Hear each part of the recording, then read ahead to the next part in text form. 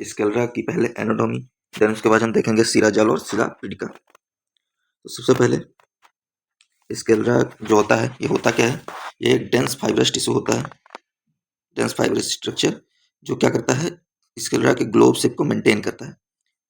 और इसमें type 1 collagen, type 3 and type 5 elastin and proteoglycans मिलता है। मतलब कोलेजन इसमें 3 टाइप के मिलते हैं, 1, 3 एंड 5, इलास्टिन और प्रोटियोग्लाइकेंस। इसका डायमेंशन हम देखते हैं तो थिनेस्ट एट इक्वेटर पे थिनेस्ट होता है, यहाँ पे 0.3 mm होता है। देन थिकेस्ट कहाँ होता है, ऑप्टिक नर्व जहाँ पे निकलती है वहाँ पे 1.5 mm होता है। इसके लेयर्स अगर हम देखेंगे तो एपिस्केलरा, scalar stroma, lamina फुस्का।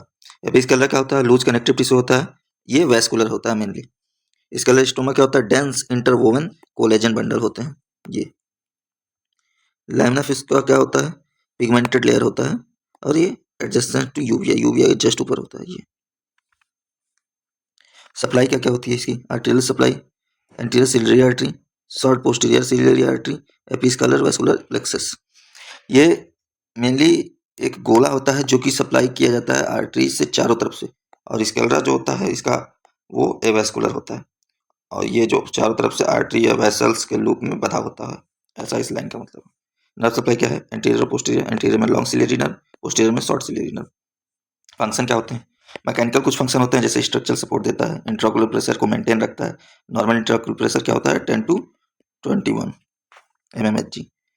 Extraocular muscle के इंसर्शन में काम आता है, ट्रॉमा प्रोटेक्शन। और ऑप्टिकल ड्यूटी क्या होती है, blocks light penetration, align internal reflective components. अब इसमें इन्फ्लामेशन होता है तो दो टाइप से हम आयुर्वेद में क्लासिफाई कर सकते हैं। एक डिफ्यूज नेटवर्क, एक लोकलाइज्ड नोड्यूल। डिफ्यूज नेटवर्क क्या होता है, सिरा जाल, जाल से मतलब नेट या नेटवर्क, सिरा पीडिका, पीडिका मतलब पस्ट्यूल्स और नोड्यूल्स। अब इसमें क्या देखते हैं, सिरा जाल स्प्रेडिंग होता है, इंट्राओवेन वेसल्स की तरह होता है, और ये जो सिरा पीडिका होती है ये क्या होता है, आइसोलेटेड और एलिवेटेड होता है। पहले सिरा जाल हम देखते हैं। मीनिंग क्या होता है, नेट और mesh woven to hold things. एक जाली नुमा स्ट्रक्चर होता है, इसमें कुछ होल्ड होता है, कर सकते हैं। देन डायग्नोस्टिक क्राइटेरिया क्या है, ये जालाभ होगा, नेट लाइक अपीयरेंस होगा, कठिन सिरा हार्ड रिजिड वेसल्स होंगे इसमें, महान एक्सटेंसिव स्प्रेड होगा। देन सारकता इंटेंस रेडनेस होगा, और ये रक्तस्राव व्याधि है, इसको पहले बता देता हूँ मैं। अब सिरा जाल का मॉडर्न कोरिलेशन कैसे होता है, इसके जलाभा और सारकता नाम के जो सिम्टम्स हैं, जैसे नेट लाइक अपीयरेंस और रेडनेस जो होती है, इसकी वजह से हम इसको कोरिलेट कर सकते हैं कंजक्टाइवल हाइपरेमिया, एपिस्केलराइटिस। कठिन सिरा हार्ड वेसल्स, ये कैसे होगा, rigid vascular proliferation and congestion. घनत्व thick and elevated, nodular swelling या स्केलर थिकनिंग, सेम कर सकते हैं। सिरा पीडिका क्या होता है, पीडिका का मतलब पस्टूल्स हम पहले जानते हैं, तो वेसल्स के साथ जो पस्टूल्स बनते हैं, मतलब वेसल्स थोड़ी मोटी हो जाती हैं किसी एक जगह पे, उसी को सिरा पीडिका बोलते हैं।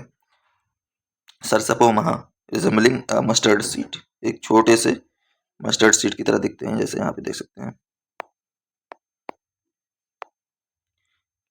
कैसे पहचानेंगे, सिरा पीडिका स्मॉल वाइट पस्ट्यूल्स होंगे, आचार सूत्र में बताया। सिराव्रत सराउंडेड बाई वेसल्स, कृष्ण लोकेटेड नियर लिम्बस, ये कृष्ण हमारा कृष्ण मंडल है, इसके पास ही होता है। अब कोरिलेशन देखते हैं, फ्लेक्टेन्युलर केराटो कंजक्टिवाइटिस, इसमें क्या क्या होता है, hypersensitivity to microbial antigen, matches the vascularised nodule description. मतलब सिरा पीडिका की तरह जो होता है उसको हम इससे कोरिलेट कर सकते हैं, जो भी सिरा पीडिका के सिम्टम्स होते हैं उसको हम फ्लेक्टेनुलर केराटो कंजक्टिवाइटिस से कोरिलेट कर सकते हैं। Marginal keratitis, immune response to staphylococcus exotoxin, immune response की वजह से डेवलप करता है, और ये क्या करता है, जो हमारा दाह होता है, जो घर से होता है सिम्टम, उससे कोरिलेट करता है। ये वाघभट, आचार्य वाघभट ने बताया है सिरा जाल के लिए। अब आयुर्वेद में कुछ सर्जरी बताई गई इन दोनों के लिए। सिरा जाल के लिए क्या करते हैं, बटिस यंत्र से होल्ड करते हैं सिरा जाल को, मंडला अग्र से उल्लेखित कर लेते हैं। और सिरा पीडिका के लिए जो बताया गया है वो एक निडल से इसको एक्सरसाइज और कर्षण करते हैं।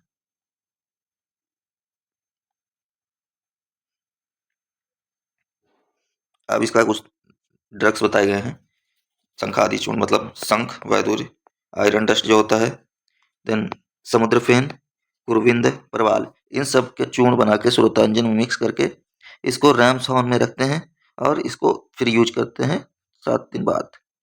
मॉडर्न ट्रीटमेंट क्या हो सकता है? माइल्ड है, मॉडरेट है, सीवियर है। 3 स्टेप्स में हमने इसको बांट दिया है। माइल्ड वाला एपिस्क्लेराइटिस, मॉडरेट वाला नोडुलर जिसको सिरापिडका बोलते हैं, और सीवियर वाला स्क्लेराइटिस या नेक्रोटाइजिंग होता है। यहाँ पर नेक्रोसिस स्टार्ट होती है। पहला माइल्ड, ऑब्जर्वेशन, आर्टिफिशियल टीयर्स और एनेस्थेटिक से कवर हो सकता है। मॉडरेट होता है तो यहाँ पे हम कॉर्टिकोस्टेरॉइड देते हैं, एंटीबायोटिक देते हैं और टॉपिकल साइक्लोस्पोरिन देते हैं। सीवियर होता है तो एनएसएआईडी, स्टेरॉइड, इम्यूनोसप्रेसिव देते हैं। सीवियर में हम इम्यून रिस्पॉन्स इफेक्ट करने लगता है, जैसे यहाँ पे बताया गया था, ये मार्जिनल केराइटिस। केस स्टडी में अगर हम देखते हैं तो 21 साल की एक फीमेल थी, सिरापिडका के साथ आई थी।